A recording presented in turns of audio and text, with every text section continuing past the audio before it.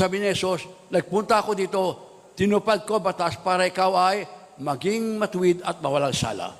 Sarap ng buhay. Si Jesus ang kailangan mo. Wala kang gagawin. Tanggapin mo lang si Jesus, napatawad ka na. Ito, 2 Corinthians 5:21. For God made Christ, who never sinned, to be a sin offering for our sin, so that we could be made the righteousness of God. We are not righteous because we do right. We become righteous because of what Jesus did for us at the cross. Hindi ka naging matuwid dahil sa ginawa mo. Ang ginawa mo ay maruming basahan yan. Yung ginawa ni Jesus lang ang katanggap-tanggap sa Diyos Ama. Hindi yung gagawin mo. Kasi kung kaya mo, hindi na papadala si Jesus. Alam niya, walang tao na makakaya na maging matuwid. Kaya pinadala niya si Jesus para gawin kang matuwid. Go. Yan o. For God did not send His Son to the world to condemn the world, but to save the world. Pinadala ng Diyos si Kristo, hindi para usgahan ka.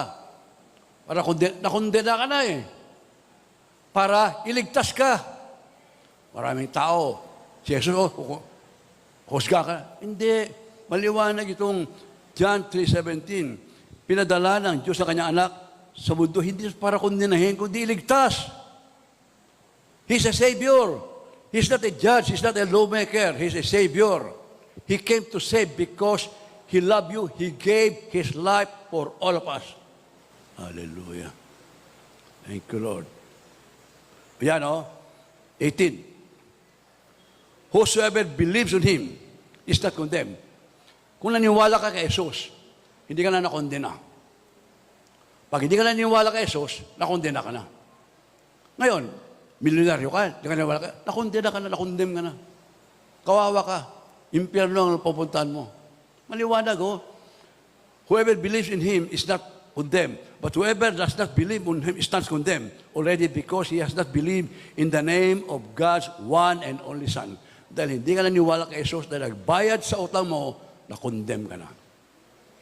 And I pray na lahat ng nanonood ngayon, kapatid, this is the greatest blessing in your life. Sino ka man? Presidente ka? Senador ka? Bilyonaryo ka? Kung wala si Jesus, sayang. Hanggang mundo ka lang. So, God did not send Jesus as a judge or a lawmaker, but a Savior.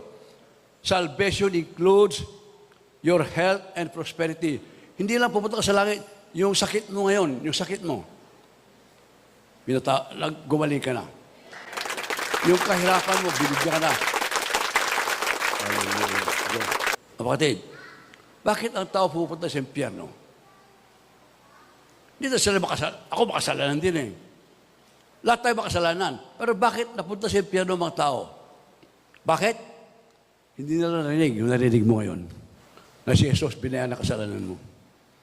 Ayaw nila tanggapin si Jesus bilang Panginoon at tagapagligtas. Number 2, kayabangan. Napakinggan nila sa YouTube itong preaching nito. Ayaw maniwala, impyerno yan. Impyerno yan. And I pray, alam mo, kapatid, isang kaluluwa na maligtas, buong kayamanan ng mundo, hindi kayang bayaran.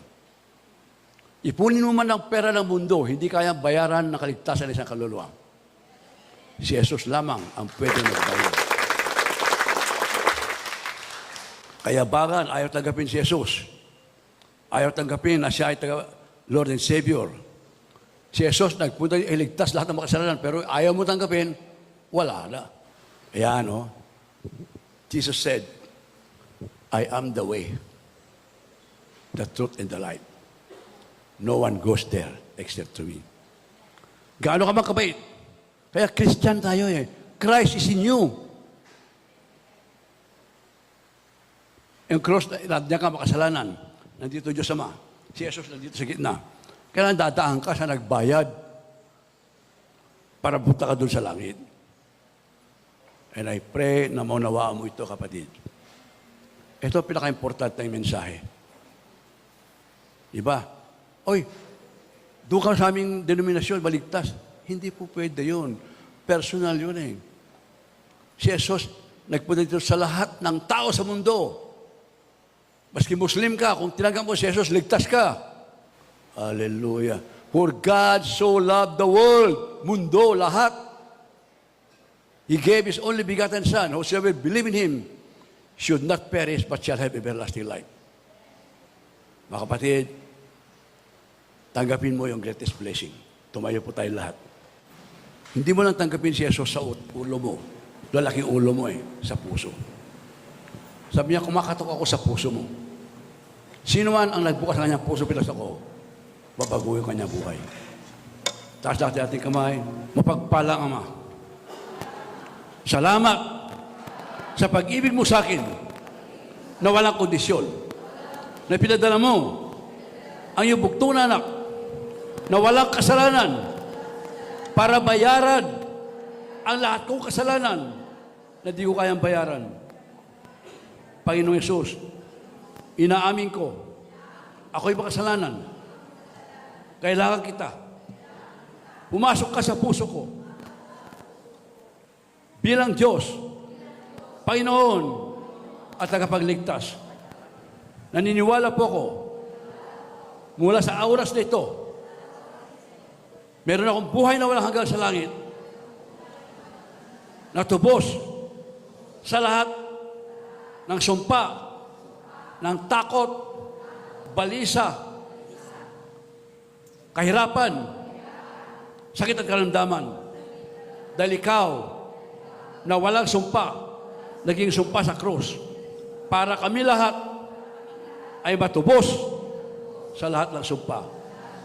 Salamat po, Panginoon.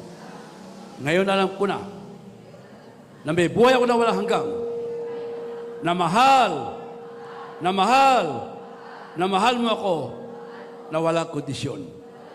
Purihin ang Panginoon. God bless you all. Praise the Lord. Maraming salamat po, Attorney Joe Villanueva. May ilalangkas pa po yung ating mga palakpak dyan. Salamat po. Napakaliwanag po na ipinapaunawa sa atin, mga kapatid, na magsiupo muna tayo sandali lang po. Pinapaunawa po sa atin ng ating mga speakers na ang ating amang nasa langit ay ibinigay na ang the greatest investment niya para sa ating lahat. Tumanggap na po ba tayo? O malakas na palakpak sa lahat na tumanggap na kay Jesus. Sumigaw na, Jesus! We love you, Jesus! Pagkatapos natin tinanggap si Kristo, meron pala tayong dapat gawin. Kasi marami pang mga tao na hindi pa nakatanggap kay Jesus. So sabi ni Sister Malu kanina, we are ambassadors of God. Tingnan mo katabi mo kung pwede ba. Pwede maging ambassador? Pwede? Pwede. Oo, qualified ang bawat isa. Lahat ng tumanggap kay Jesus, qualified tayo maging ambassador ni God. Praise the Lord. So lahat ng mga pinatawad, lahat ng mga pinuwalang sala, lahat ng mga pinayaman, sumigaw! Amen. Iba parang, dahil pinayaman, wealth is for a purpose lagi. Laging may magandang layunin si Lord. Bakit ka pinadami ang pera natin? Kasi po, salvation is libre. But salvation is costly. Tama. Magastos masyado. Praise God. Kaya salamat po sa lahat po ng mga naunawaan ang ating pong tungkulin. Kasi pagkatapos natin tumanggap ng kaligtasan, then meron tayong dapat gawin. We are made by God to do good works. Pagkatapos tayo tumanggap kay Kristo, then tayo po'y gagamitin ni Kristo para sa ibang tao. Amen po. Palakpakan mo muna natin ang mga nag-akay. Ayun, maraming salamat. Kaya po sa araw na ito, this is Resurrection Sunday. Sa lahat po ng mga nasa Facebook Live viewers natin, maki-enjoy po kayo mga kapatid. Kung malapit ka lang dito sa Kaysakat Antipolo, you can join us. Hanggang 1:00 pa po kami dito. We still have 2 hours. Ayan. Pwede kayong maki-isa po dito kasi we will have a good time with the Lord. I-enjoy natin, i-celebrate natin ang tinapos na katagumpayan. Ibinigay na ni Jesus sa atin. Sabi natin lahat, it is finished. It is finished. Talaga, bigyan natin ng Greek word, tetelestai. Sabi natin, tetelestai. Okay, ang ibig sabihin nun, it is finished. Tinapos na ni Lord.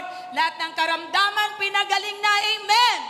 Amen. Lahat ng kalungkutan, pinalitan na ng